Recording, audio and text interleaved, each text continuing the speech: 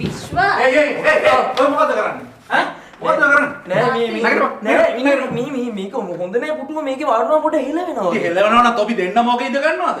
නෑ නිකන් හිතන්නකෝ මං වාඩුණාම හිල වෙනවා කියන්නේ ඔයා වාඩුණා මේ කඩාගෙන වැටෙන්න එපා. ඒකින්ද අනේ කලබල වෙන්න එපා පොඩි පරීක්ෂණයක් කරලා බැලුවේ. මොකද මේ අප්පච්චි ඔය භෞතික විද්‍යාවේ න්‍යායයන් අනුව කුඩා පෘෂ්ඨයක් මත විශාල පීඩනයක් වැටෙනවා. ඔය අහලා තියෙනනේ පදාර්ථයේ අසන්තුලිත ස්වභාවය. මේ අංශු අතර තියෙනවා යම් දැන් තෝගේ කුඩා පුරුෂයන්ට මම දෙනවා අධික පීඩනයක් නේ කරපන්.